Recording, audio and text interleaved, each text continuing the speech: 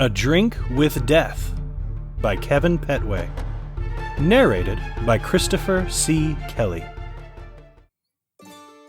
Extorting a township was thirsty work when things went sideways. Keen and Sarah peered down a broad hill covered in yellowing green grass and divided by a rutted wagon track. Below them, and pushed close to the woodland tree line, a roadhouse chimney sent up a smoky advertisement of warmth, food, and ale. The pair wanted a nice place to relax and have a drink, someplace that wouldn't mind the drying blood and stink of a burning port town that covered them. It would probably be easier than finding a tavern that would welcome two brown-skinned pavans up here in the snowy white north, where every Ondash fisherman thought he was a hero out of legend. Technically, they had been sent by Lord Marshal Hardin Grayspring of Wallace's company to scout the West Road. They were supposed to look for soldiers creeping up while the rest of the mercenaries pillaged Shereport, burned her docks, and scuttled her ships. But away from the burning port, the sun was sinking and the snow was beginning to fall, and every free man had his priorities. Keen's dusty leather armor creaked as he raised his hand to point at the wide log and mud building in the distance. A glowing red rectangle spilled soft light from the front of the building. "Is that what I think it is?" asked Keen. Sarah narrowed her eyes in the dusky light and shook her head. Her brows drew together over a face slightly darker than Keen's, and the deep green cloak she wore over her mail hauberk fluttered in the evening breeze. "If you think it is yet another Red Window Tavern, then yes, it is." The big-shouldered warrior woman smiled at Keen's enthusiasm. She reached up with thickly muscled arms and pulled the black braids from her temples tighter through the leather sleeve behind her head, and reinserted the small wooden rod that kept everything in place. "I haven't had a traveler's roll in days," Keen said. He increased his pace down the side of the darkening hill. "And beer. Old'em love a stone titty. I need a beer to wash the smoke of burning fish fat out of my mouth. I have never heard of anyone making soap out of fish before. Who does that?" Sarah's mail jingled with each step. "Not me. Though the soap maker's shop probably wouldn't have smelled so bad if Hardin hadn't set it on fire." "You're probably right," Keen answered with a grin, "and it definitely wouldn't have exploded like that." Soon enough, they reached the tavern, the big red-paned window dancing crimson with the fire and candlelight within. 3 horses stood behind a short wooden gate in the open-fronted stable attached to the right-hand side of the logwood building.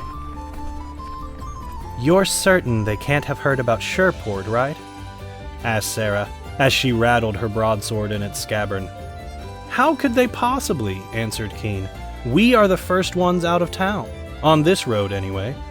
You worry too much. There is nothing on the other side of that door more dangerous than a tankard of beer." Keen pushed the heavy wooden door open and stepped into the orange-lit room. Dark walls and too many tables gave the tavern's interior a claustrophobic feel. Other than the crackling fireplace, the room lay still as a freshly killed deer.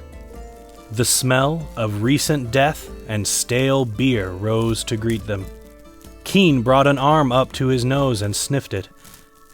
"Hey, Sarah, is that me? I can't tell if that's me or not." With a scowl of distaste, Sarah sniffed Keen. She stood straight and peered over the top of his head. "You don't smell good, but there's no one else in here," she said. "Whatever happened here, happened and left." "Great." Keen stalked through the center of the room and stepped around the small, age-darkened tables and chairs. His boots slid on the grit covering the hardwood flooring. A flat square of slate hung on one wall, hashes keeping track of patrons' drinks, and a short list of foodstuffs offered by the kitchen at the bottom, including traveler's rolls. Keen walked around the bar at the far end of the room and stared at the floor. "Found the barkeep. Is he all right?" Sarah sat down to the left of the front door and placed her sword on the table before her. "Well," Keen said, as he pulled a pair of leather jacks from beneath the bar and filled them from the keg in the wall behind it. I'm gonna say no. The upside is that these drinks will cost us less than we were expecting. After he poured 4 jacks full of beer, Keen returned to Sarah's table. He drained the first before he sat down. He picked up the second and finished it as well. Sorry, he lifted the jack and pointed to the bottom. Mine had a hole in it. Be right back. Excuse me, but the two of you are of Pavan birth, are you not? Keen froze and stared at the tall stranger with the high, flat-brimmed hat and dark coat, sitting in a shadowy corner of the room that he had walked past twice now. The man's creased face, a slight smile playing along thin lips, was a medium brown, and his long, once black hair shot through with hard gray. Sarah stood and came forward, sword in hand. Her physical proximity relaxed Keen. No matter what kind of badass this stone-licking road pirate thought he wasn't as bad as Sarah. Can I get you a beer? Keen asked him. It's on special today. The stranger spread open his hands. I have been blessed with infinite capacity for food and drink, but cursed with no ability to enjoy it. Food holds no taste, and drink offers no sanctuary. The voice carried the sound of gravel and dust. That's nice. Keen returned to the taps and poured. More for me, I guess. As he returned, Keen had to walk around a body surrounded in a pool of its own blood. A pale Ondashi arm held a hunting dagger in its limp hand, and blonde hair matted crimson against the skull. Though certain the body had not been there a moment earlier, Keen found to his relief that the beer was already filling him with a calm unconcern. Another body lay slumped over a tabletop, and a third had brought both the table and a pair of chairs down with it when it fell. You can see these dead guys, right? Keen asked Sarah. I can, replied Sarah, never taking her gaze away from the stranger. Did you kill these people? I did. The stranger pushed his chair back until it bumped against the wall. Sit. Tell me what you are about on a night like this. Keen sat at the stranger's table and had another long pull from his beer. Sarah and I are mercenaries. I'm Keen. Our company just sacked the next town over. They wouldn't pay up, so Hardin said, "Make an example of 'em." We got sent to scout for any threats on the road, but decided we'd rather get drunk by a nice fire, so we came here. I think you're probably planning to murder us, but I also don't think much of your chances. Keen, Sarah hissed. What is wrong with you? Shut up! What? Keen took another drink. This was pretty good beer. I'm not afraid of some dried dick dust fucker in a stupid hat. Have you had any of this beer? If you don't like it, I'll take yours. Why do you want to know if we're Pavan born? Sarah asked the stranger. Why would it matter to you? I only want to know who you worship. The stranger flexed one knotty hand. But I think you already knew that. Sarah pointed her blade at the stranger's face and put her other hand over Keen's leather-clad shoulder. You are a Ko'oko, a murder man, sent by the goddess Arleia to slay those who have strayed from the faith. Sarah dragged Keen's chair backwards. You have bewitched my friend to force him to tell you the truth, and you are deciding if you are going to kill us. That's a bunch of horse shit, said Keen, who had lifted both jacks off the table when Sarah pulled him back, and now sat with one in each hand. He's just some crazy murderer. We can all drink together. Let go my chair. You have the right of it, young Sarah, in the main. The stranger's voice led Keen's attention. It swirled and flowed like a vast, inexorable river. I am Ko'oko, though I have forgotten my human name, and I have already decided to kill you. Arleia calls to you that she might judge you fit for the eternal wonders of Neda. before the stain on your soul is irredeemable." Keen laughed. "Oldham Sandy Fartstorms, I like this murder guy. Boko Bippo or whatever." "That's funny. Boko Bippo, the murder guy." He paused and raised the two leather jacks to eye level. "Hey, Sarah, I think I'm drunk." "Yeah," she said. "I think so too." The stranger rose from his chair. "This does not have to be a struggle. Your willingness to surrender to Arlea's will is to be taken into account." "Oh, there's going to be a struggle," Sarah said. Keen snorted. "But before all that, why did you kill these people?" Sarah moved the point of her sword a few inches to indicate the corpses in the room. "Those are Ondash, and that one is Darish. They can't have lost faith in the Pavan gods. They would never have had any." The stranger grimaced. His expression layered in the lines on his golden-brown face. He slumped back in his chair. "I stowed away on the wrong ship. I intended to sail to Cedrios. Instead, I ended up here in frozen Noric. I intended to return, but I have had little fortune." The stranger picked glumly at the tabletop, its old whorls and grains separated by age and neglect. "I have been killing wicked Noric men, but I am not certain they really count against my total. You too are the first children of Aldagos I have seen since I landed here. I am gratified to be able to murder you." "You have a total?" asked Keen. He still did not even remotely believe the sand-brain jackass's story, but as drunk tavern tales went, it was interesting enough. 10,000 souls for Arlea the fair and terrible," the stranger said, and let out a great sigh. "I wish I could remember how many I had left to kill. Perhaps 1,000. He let his gaze wander back up to Sarah and Keen. "Perhaps only 2.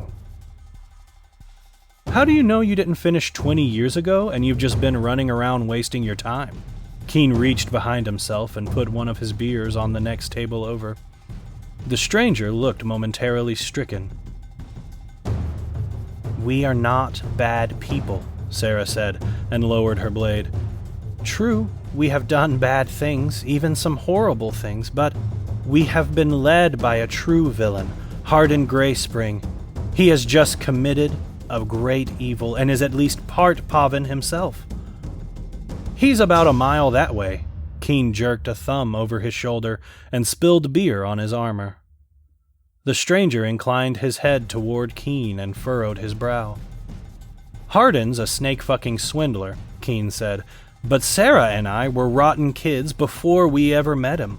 Matter of fact, the whole reason we left town with him in the first place was because we were looking to try some grown-up criminal behavior.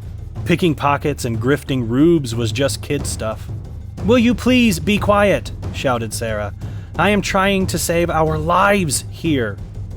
As he rose from his chair, the stranger drew his sword. The metal reflected little light, drawing in the flame's glow and absorbing it across its dark, pitted surface. "Stop." Sarah stepped between Keen and the stranger's table. "I demand a contest. Before you can take our souls, you have to prove to me that you are worthy to do so." One eyebrow went up on the stranger's wrinkled face. "What?" he said. "That is not Arlea's law. Are you sure that is Arlea's law?" "You can't even remember your name," Sarah replied. "I've studied the Pavan gods. Keen and I both grew up in Ondash countries, but I've read books about them. You have to give me any contest I demand before you can just cart us off. Those are Arlea's rules." A snarl grew in the stranger's downturned mouth, and Keen shied away from the terrible countenance. "Fine," the stranger acceded. "Name your contest." Sarah raised her wide-bladed sword once again. "It was nice chatting with you, murder guy," Keen said, a wide, intoxicated grin across his face. Before Sarah kicks your ass, is there anyone you want to leave any final words with? I bet there are lots of folks you need to apologize to." The stranger rounded his table, blade held straight at his side. Keen, no slouch with a sword himself, saw the easy confidence the man moved with and understood the mastery it implied. Too bad it wasn't going to help him. Tables scraped the floor as Sarah made a space in which she would deal death. When she was satisfied, she faced the stranger and raised her blade, as did he. "First blood?" Sarah asked. He nodded. What followed was nearly too fast for Keen to comprehend. Before the stranger could defend himself, Sarah leapt across the small space and slid her sword against his, twisting against the crossguard. The stranger's eyes flew open in surprise as his dark blade was wrenched from his grasp and clattered to the floor. Surprise turned to anger, and the stranger batted Sarah's incoming stroke aside with a bare hand. He punched her in the skull with a stony fist that drove her to her knees. His hand clenched her hair, and he pulled her up to expose her throat. With a dirty fingernail, he traced a line of crimson across her neck. First blood. A terrible chill passed through Keen. This batshit old stone licker just took Sarah down as if he were playing sheepball with a 6-year-old. No one had ever beaten Sarah. Ever. The stranger picked up his blade and stared at it, his face distant and contemplative. He held out a hand and lifted Sarah to her feet. "You are an astonishing young woman," he told her. "None have ever touched me in battle before, much less taken my blade.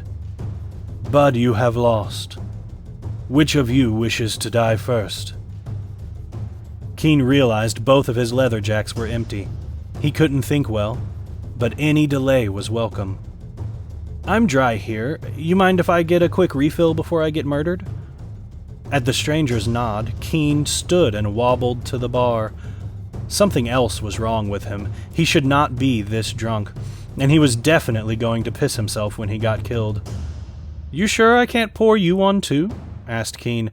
"It's not like we're going to get another chance to drink together." The smile that tugged at the stranger's lips seemed more sad than thirsty to Keen. But the man nodded again. In the shadow of his stiff-brimmed hat, his gaze slid away from Keen's face. Keen sat the 2 jacks down on the table with a thump and pulled his chair back around. Sarah retrieved her beer and brought another chair for herself. All 3 took long drinks. The fuzziness cleared from Keen's brain, leaving him slightly buzzed, but still needing to urinate. The stranger stared at him, that same distant smile on his face.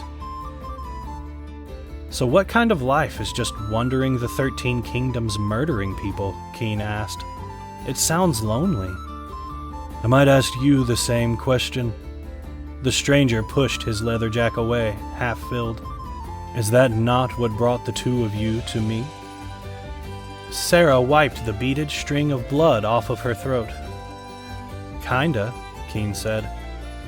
"Normally the whole mercenary company rides up, asks for some cash, and people just give it over, easy as that. No one gets hurt. But these frostcocks up here in Norwich all think they're swinging the biggest dicks around. Everybody wants a goddamn fight." Keen shrugged. "I wanted to go to Greenshade." "And I wanted to go to Cedrios," the stranger said.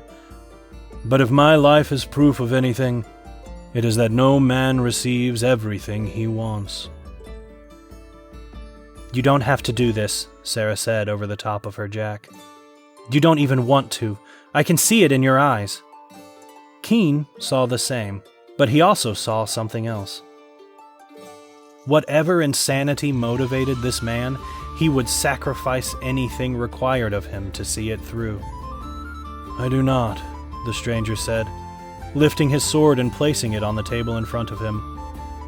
"In point of fact, I would prefer to be anywhere other than this place, with the 2 of you at this moment.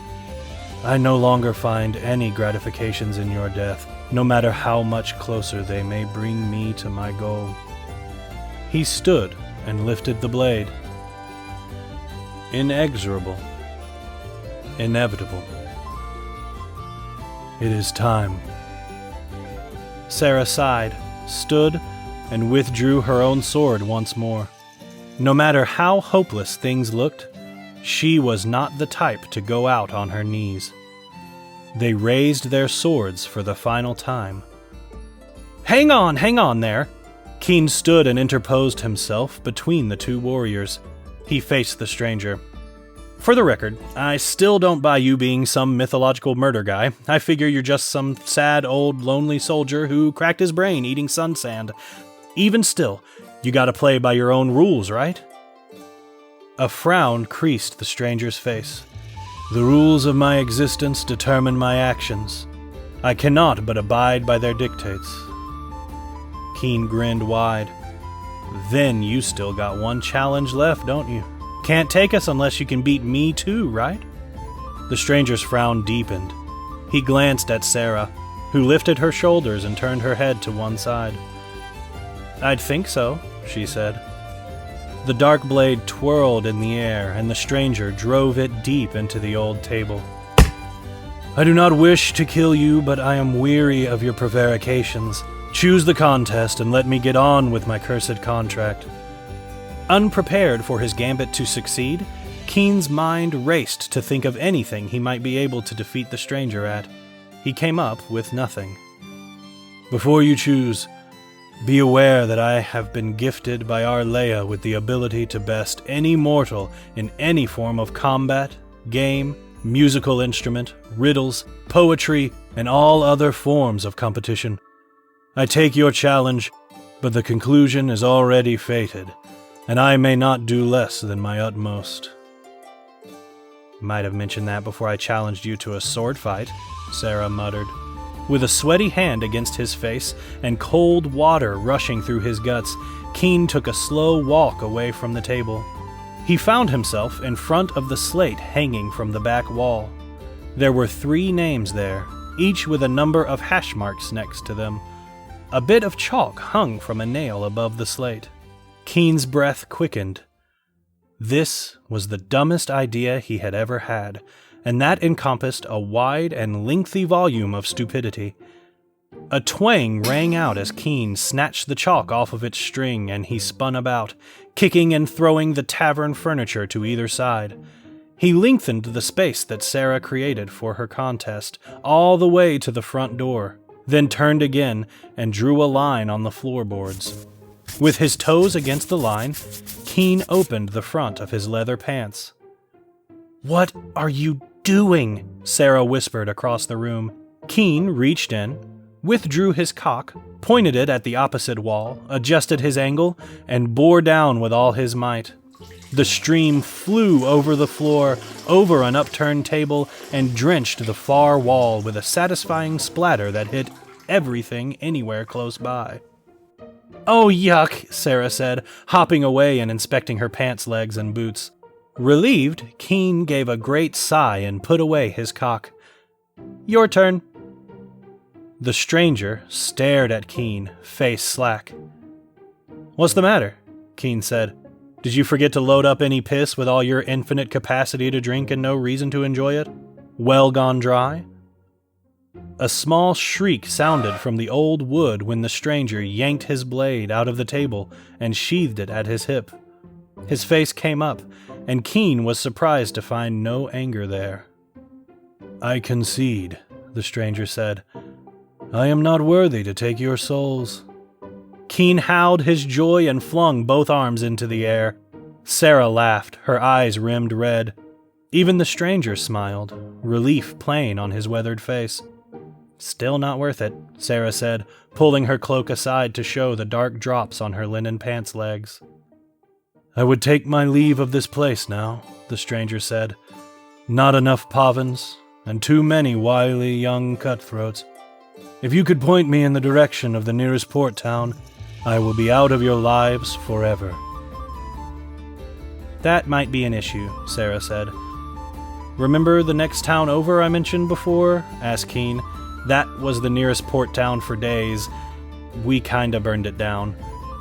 The stranger looked from Sarah to Keen, then shook his head and stalked out the front door. The loud slam made them both jump. Keen and Sarah stared at one another for a long moment before bursting into relieved laughter. A high-pitched edge ran through their mirth, but Keen didn't care. The old bandit was gone, and he was still in an unattended tavern. "You know," said Keen, "I think—" The door of the tavern swung open with a violent bang. Keen was not sure how much more of this he could take. A bald man, with a beard the color of the wide-bladed short sword at his hip, strode in and grimaced at Keen. Two taller mercenaries in similar leather and mail stalked in behind him. Captain Eli, Lord Marshal Hardin's second-in-command, cleared his throat and spat on the boards. "Watching the road too much fucking trouble for you, boy?" Eli's voice growled across the room. "Ask me again why Hardin hates your guts. 'Cause you can't do nothing without running off on your fucking own, that's why." "These men were on their way to Shereport," said Keen, dissembling fast. "We tracked them here by their horses outside." Eli glanced at the three bodies scattered around the floor. "Thanks for saving us from 3 drunk farmers, hero," Eli said. "Not a weapon among them. What was they gonna do? Sell vegetables at us?" A reassuring hand landed on Keen's shoulder. "I take your challenge, Captain Eli," Sarah said, "but the conclusion is already fated." Eli's 2 lieutenants backed away, their eyes round with fear. They had both witnessed the big woman on the battlefield in the very recent past. The scowl on Eli's face did not change. "She ain't always going to be around to drag your ass out of the fire, boy," Eli said. "You may not believe it, but I don't want to see you dead any more than you do. But you keep this shit up, and that's just what's going to happen. The Lord Marshal is just looking for an excuse." He glanced around. "Maybe better you don't come back at all." "Fuck you, Eli," said Keen. "We just sacked a whole town back there. If I ever do decide to leave, it certainly won't be without getting paid."